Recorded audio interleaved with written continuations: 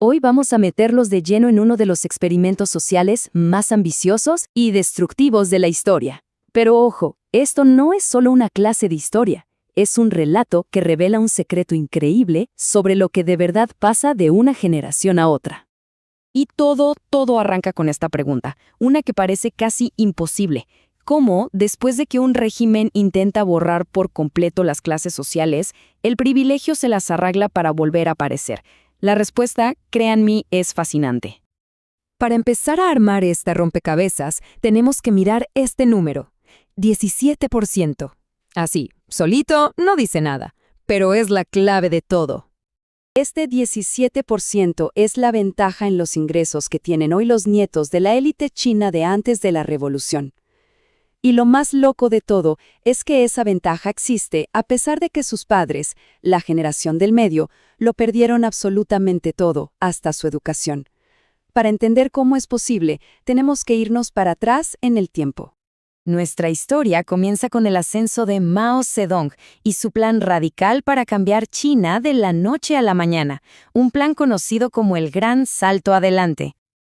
A ver, después de fundar la República Popular China en el 49, Mao se fijó mucho en el modelo soviético. Su objetivo era clarísimo: transformar a China, y hacerlo rápido. Pasar de ser una sociedad campesina a una potencia industrial. ¿Y el foco? Dos cosas: grano y acero. El plan se basaba en la colectivización total, o sea, se crearon comunas donde todo, la vida, el trabajo, era colectivo. Se eliminó la propiedad privada y de repente millones de agricultores fueron puestos a producir acero, ¿dónde? En pequeños hornos improvisados en sus propias comunidades. Y aquí es donde la cosa se pone, surrealista. Para cumplir con unas metas de producción que eran imposibles, la gente común tuvo que fundir sus propias herramientas, sus ollas, sus sartenes.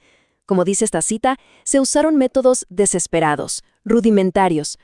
Claro, como era de esperarse, un plan basado más en ideología que en ciencia, pues tuvo consecuencias desastrosas. El Gran Salto Adelante no trajo ningún milagro industrial. Lo que trajo fue una de las peores hambrunas de la historia de la humanidad. El desastre empezó en el campo. Se pusieron en práctica técnicas agrícolas pseudocientíficas que venían de la Unión Soviética. Cosas como plantar las semillas absurdamente juntas o enterrarlas a metros de profundidad. Lógicamente, las cosechas fracasaron de una forma estrepitosa. Pero el problema se hizo todavía más grande por un factor muy humano. Los burócratas locales tenían un incentivo perverso. Reportar que las cosechas iban mal era admitir el fracaso del sistema y arriesgarse a ser castigados. Así que, ¿qué hicieron? Todo lo contrario, inflaron las cifras. La combinación de malas cosechas y datos falsos tuvo un resultado aterrador. Una catástrofe humana de una escala casi inimaginable. Se calcula que murieron de hambre entre 30 y 45 millones de personas. Y lo que es aún más trágico es que mientras millones morían, China seguía exportando grano. Como bien señala esta cita, el liderazgo político estaba más preocupado por guardar las apariencias que por la realidad devastadora que estaba viviendo su gente. Pero esta hambruna tiene otro misterio. Justo antes de que empezara, pasó algo muy raro. Los campesinos empezaron a matar a sus propios animales de tiro, como los bueyes, animales que eran vitales para la agricultura. ¿Por qué harían algo así? Este gráfico nos da la respuesta. A medida que avanzaba la colectivización, el número de animales de tiro se desplomó. Mientras tanto, la producción de cosas como el cuero se disparó.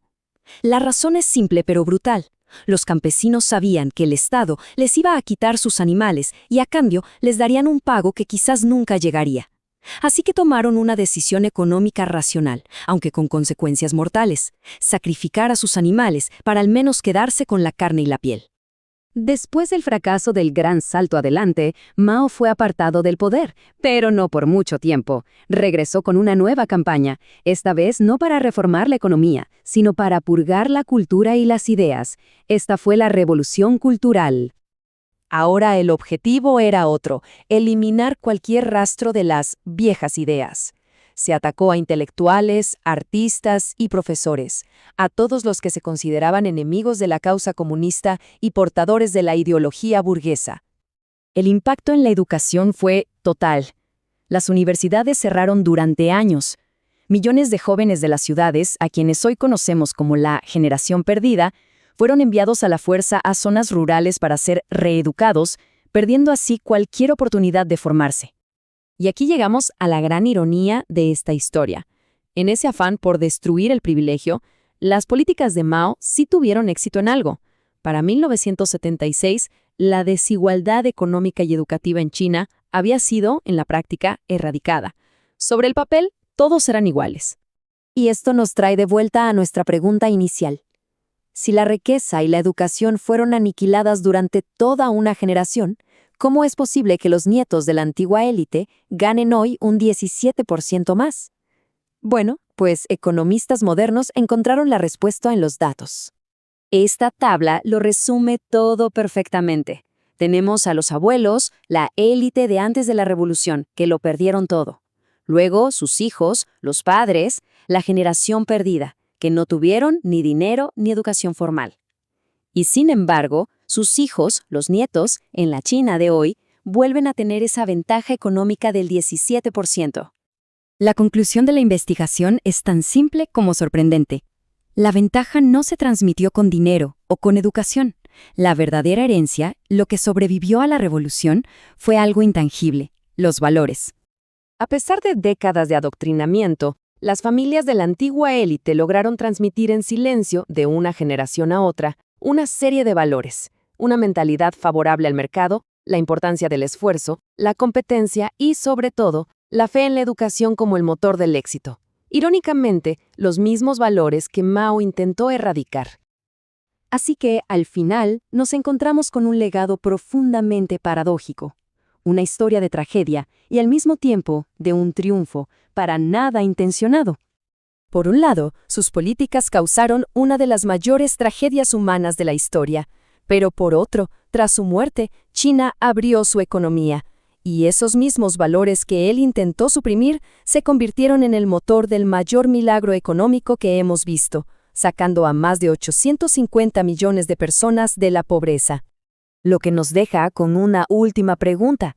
Esta historia sugiere que un gobierno puede quitar la riqueza y cerrar las escuelas, pero hay algo mucho más profundo, más resistente, algo que es mucho más difícil de erradicar, la cultura que se transmite de padres a hijos.